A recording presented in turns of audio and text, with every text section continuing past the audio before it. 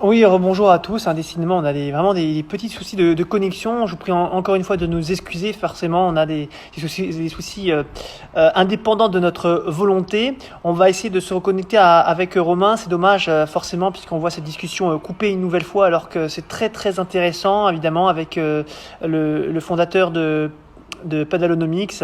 On va essayer de se reconnecter à lui dans quelques instants. Nous étions en train de parler justement de la partie indoor-outdoor avec des tableaux, avec un certain nombre de choses à ce sujet. Pour l'instant, il n'est pas là. On va essayer peut-être de se reconnecter à lui dans quelques instants. Allez, on l'a perdu, hein, manifestement. Il y a un problème de Wi-Fi, m'explique-t-il. Je ne sais pas si on va poursuivre oui, en extérieur c'était mieux, nous dit Valérie. Je ne sais pas si on va poursuivre malheureusement cette interview si les problèmes persistent. On va essayer de se reconnecter à lui. Pour l'instant, il n'est toujours pas là. Donc, on va voir avec lui s'il y a une possibilité de se reconnecter. On était en train de parler d'un certain nombre de sujets, dont la différence entre le paddle, entre l'Espagne et la France. Et cette fois-ci, on s'orientait plus sur la partie indoor-outdoor. On le sait, hein, en France, on est un pays où les clubs indoor prennent de plus en plus d'importance. Et justement, on allait un tableau montrer. On avait un tableau à vous montrer que je voulais commenter avec Romain Topin. Allez, hein, Romain, si tu es là, a priori, oui. Oui, super. Bon, Romain, on va y arriver. Hein, on va y arriver. Ce que je vous propose, hein, évidemment, ce sera une dernière tentative. Bon, si ça recoupe, je ferai un petit message, peut-être un message de fin. C'est dommage, évidemment, parce qu'à chaque fois, on perd nos internautes. Et on n'y peut rien, évidemment. Merci à Paddle Stuff, hein, un, c'est très très intéressant cette entreprise. On vous invite évidemment à aller sur Paddlemag pour découvrir ou redécouvrir cette agence qui permet des stages un peu partout en Europe, dont en France bientôt. Romain, on était On était sur le paddle outdoor, on était indoor, sur indoor, l'indoor outdoor. et l'outdoor, absolument, l'indoor et outdoor. Et je vais vous montrer le tableau qui a été réalisé là aussi, hein, par toi. On le voit dans les clubs privés, on mise énormément sur la partie indoor, énormément. Et c'est là où je voulais en venir. Est-ce que c'est à peu près pareil? Est-ce que la manière de faire, la manière de jouer est la même en Espagne? Je m'explique.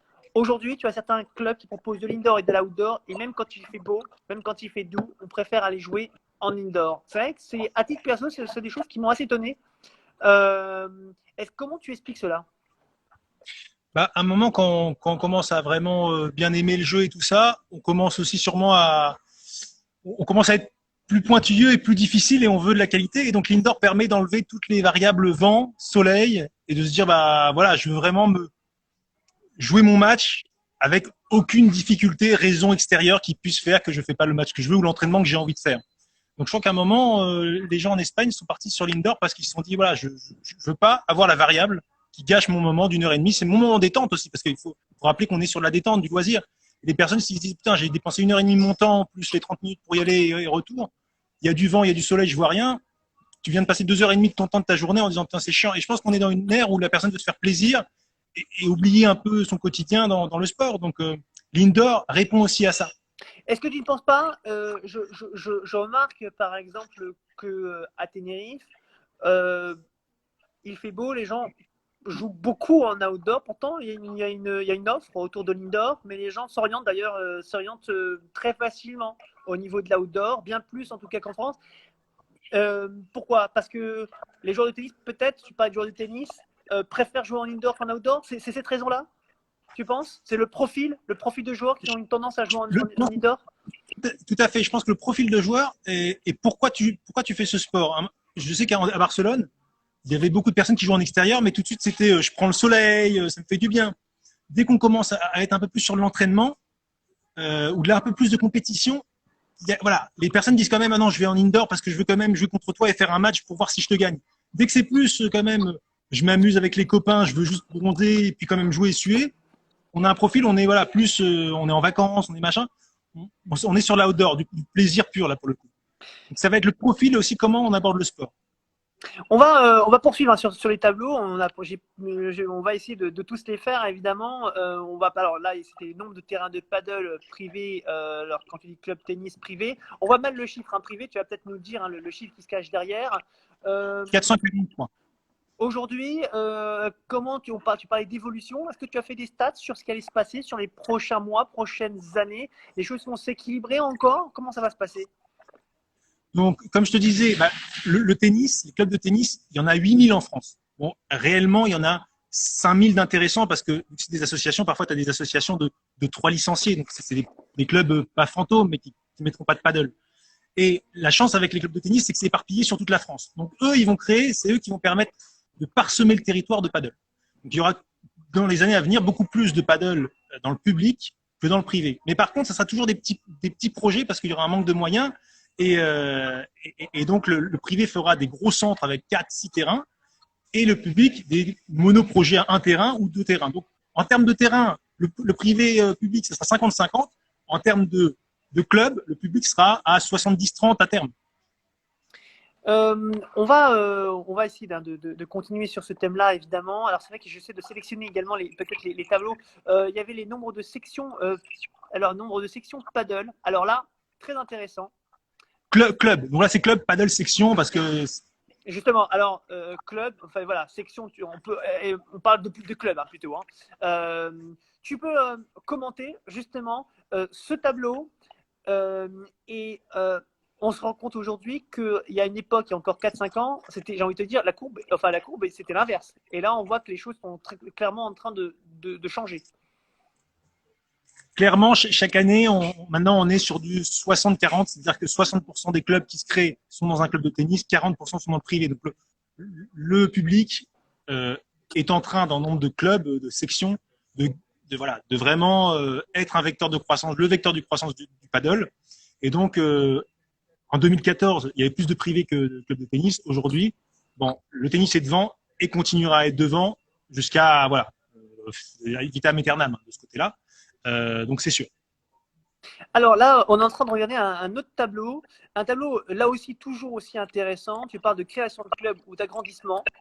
Et forcément, vous voyez quelque chose qui se trouve en orange. Les clubs fermés.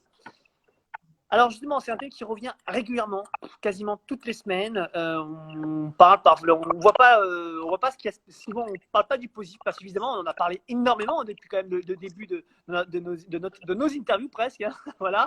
Mais là, cette fois-ci, allez, on va parler un petit peu de ce qui fâche aujourd'hui. On voit des clubs, pour certains, qui sont un peu dans le dur. Certains même vont jusqu'à fermer. On a appris encore récemment que malheureusement, le club de jeux 7 et match qui était du côté de Saint-Etienne allait fermer ses portes. Et donc, j'ai presque envie de te dire comment on l'explique. C'est normal, pas normal? Est-ce que tu penses qu'il y a des… Et on voit qu'effectivement, depuis 2017, quand même, ça se répète de manière assez régulière, assez régulier. Comment, évidemment, les fermetures qui proviennent du privé, ça montre bien hein, qu'aujourd'hui, il y a peut-être toute une économie encore à trouver. Alors, déjà en 2017, je ne sais pas si tu te souviens dans l'étude que je faisais, je disais le marché du paddle, c'est difficile parce qu'il faut créer la demande et l'offre. Donc, l'offre, c'est mettre des terrains et la demande, c'est-à-dire expliquer aux gens ce que c'est le paddle. Parce qu'en 2000, même encore aujourd'hui, il y a très peu de personnes qui connaissent le paddle. Ils pensent que c'est le paddle sur l'eau. Hein. Et donc, j'avais dit en 2017, créer du 100% paddle, c'est vraiment très, très compliqué. C'est très, très compliqué. Et les clubs qu'on voit qui ont fermé, ça va être du paddle central à Lyon, du 100% paddle, du Spotting à Rennes, du 100% paddle, à Lille Paddle Sensation, du 100% paddle. Donc, la formule 100% paddle, c'est très compliqué parce qu'il faut vraiment créer, il faut faire découvrir le sport tout en le vendant. Ce qui en marketing n'existe presque jamais. On répond à une demande, mais créer l'offre et la demande, c'est très difficile, sachant qu'en plus, dans le cas de paddle central, souvent les loyers sont très très chers pour un sport qui débute. Et donc, souvent, le privé, c'est pas tellement que le public lui fait de l'ombre, c'est que son business plan est très ambitieux. Et voilà, les personnes qui créent un 100% paddle avec un business plan où ils doivent avoir en location 10 000, 15 000 euros de loyer, voilà, ça n'a rien à voir avec le public, c'est juste que c'est ambitieux. Pour moi, je n'irai pas. Personnellement, je ne mettrai pas mes sous là. Mais voilà, c'est mon opinion. Mais c'est plus le travail sur le business plan. C'est encore trop tôt pour créer du 100% paddle pur, sauf si on se positionne peut-être comme Alors, si on possède ces locaux, c'est-à-dire que Toulouse, je crois qu'ils possèdent leurs locaux et à Lyon aussi, donc ils rachètent le bâtiment, assez bien. Et ils se positionnent comme le numéro un d'une région. Et donc là, on tape le top niveau et on se dit, je vais être vraiment le centre numéro un français de la région, etc. Donc dans ce cas-là, on peut s'en sortir. Mais sinon, voilà, ceux qui ferment, c'est des 100% généralement à 90%. Voilà, on est passé, vous l'avez vu hein, sur les tableaux, on a mis club et là on a mis création de terrain et il y a eu l'année noire, j'ai presque envie de te dire, d'ailleurs, une année noire, peut-être ça pourrait faire même l'objet d'un article, hein, l'année noire 2018, à la fois on a effectivement plus 152 terrains, ce qui est quand même moins, hein, c'est un terrain de plus par rapport à 2018, c'est quand même c'est 27 terrains en moins par rapport à 2016. Quand même, hein, ce qui permet de mettre en perspective tout ça, et surtout, moins 17 terrains en 2018. The Black Year, comme on dit, comment on peut l'expliquer d'ailleurs? Alors qu'on ne cesse de dire, justement, et c'est le cas, hein, que c'est en plein boom, mais enfin, il y a des cadavres, il faut le croire. Il y a des cadavres, et en fait, on va dire c'est nos premiers héros du paddle qui se sont sacrifiés un peu, qui ont fait connaître, et qui se sont fait manger. Alors, par exemple, Paddle Central, apparemment, ils avaient un loyer très très cher. Oui. Très bien, parfait, super. Je consomme en même temps dans la barre. Et donc, voilà, Paddle Central, ils avaient un loyer très cher, mais tout de suite, il y a eu à Dardilly, dans des clubs à côté, ils ont créé du paddle. Donc, ils ont créé la dynamique paddle, et après, il y a des clubs de tennis qui ont récupéré. À Rennes, Spottin, il y a le Garden qui a mis des terrains couverts directement. Donc, tout de suite, ils se sont fait voilà, aussi un peu manger directement sur les prix et tout ça. Donc, ça a été nos pionniers, nos héros, et ils ont commencé à chuter, mais pour que la deuxième vague soit plus solide. Et donc, c'est un peu ça. Moi j'analyse comme ça. 2018, c'est Black Year, mais nos héros, nos pionniers, mais la seconde vague sera plus solide. J'aime ça. Je peux te dire que c'est ici. Hein, je peux te dire si tu le vois quelque part demain matin, voilà. Hein, je peux te dire là, je te viens avec un. J'aime. Je ne sais pas ce qu'en pense Hubert Piquet. Je sais qu'il écoute, il écoute régulièrement, qu'il n'hésite pas à intervenir. En tout cas, effectivement, des propos très très intéressants de Romain Topin. Évidemment, avec toujours des chiffres. Vous avez vu hein, depuis le départ, beaucoup de chiffres, beaucoup de courbes avec Romain. Allez, on va peut-être sortir un petit peu de tous ces chiffres-là. J'ai envie de te parler un petit peu people, de parler de toi. Tu as voulu en tout cas, faire partie de la Fédération française de tennis. Vous le savez, il y a à peu près un an, je crois, un an et demi, il y a eu un appel d'offres de la FFT pour un monsieur paddle, et on le sait, presque logiquement, Stéphane Berafato a été donc, est aujourd'hui le responsable paddle de la FFT, avec un élu, toujours l'élu en charge du paddle, Hubert Piquet. Tu voulais donner quelque chose, donner une dynamique, tu l'avais dit, voilà, je pense que j'ai les compétences et j'ai envie d'apporter quelque chose. Qu'est-ce que toi, tu aurais fait de différent par rapport à ce qui est aujourd'hui fait par la FFT? Qu'est-ce que tu aurais fait pareil ou par rapport à ce qui est en train de faire, par rapport à ce qui est en train d'être fait par la FFT? D'accord. Les bons points et les mauvais points. Ouais, alors moi, ce que j'avais proposé comme mon plan d'action, je voulais supprimer j'étais contre le FFT Paddle Tour. J'étais totalement contre parce qu'il n'y avait rien qui prouvait, ni en études, que cela servirait à faire de le grossiste, sachant que, en fin de compte, vu qu'on transforme des tennisman et que nos pionniers, c'était les clubs privés, eh bien, je disais, cet argent-là, on va le mettre chez les morts de faim qui sont les clubs privés qui veulent survivre et qui vont développer et être nos commerciaux pour le paddle. Donc, moi, je disais, on supprime le FFT Paddle Tour et on finance public-privé, hein, les deux, mais on leur donne les moyens de créer des cours, des animations, parce que ça me semblait plus cohérent. Donc ça, c'était la première chose. C'était mon premier plan. Et le deuxième plan, c'était sur la formation. Je disais ce que j'avais développé à Barcelone, parce qu'on a un marché très tennis en France, et donc c'est un marché très différent de l'enseignement à partir de zéro. C'est-à-dire qu'en Espagne, tu peux, à partir de zéro, enseigner à quelqu'un, il ne sait pas tenir une raquette, donc là, il faut pas forcément avoir un super moniteur. En France, vu qu'on n'a que des tennisman, qu'est-ce qui s'est passé? Eh bien, les profs de paddle en France jouent avec les autres potes de tennis et souvent, ils se font battre. Donc, il n'y a pas tellement de légitimité. Donc, il y a un problème au niveau de la formation en France sur ça, c'est que vu qu'on a appris en même temps que nos élèves, eh ben, l'élève, il dit pourquoi je prendrais des cours avec toi parce qu'au final, on a appris ensemble, quoi. Et moi, j'avais vu avec Pablo Ema, qui était mon formateur à Barcelone, là où s'entraîne Benjamin Tisson, de créer une méthode de comment recycler un joueur de tennis. Donc en fait, c'était pour aller beaucoup plus vite. C'est-à-dire qu'à partir de toutes les références qu'on a du tennis, parce qu'en fait, on a des joueurs incroyables au tennis en France qui ont déjà une conscience de leur corps et de la maniabilité d'une raquette qui est beaucoup plus avancée qu'un novice. Et donc, je disais, il faut former nos profs à recycler les élèves de tennis.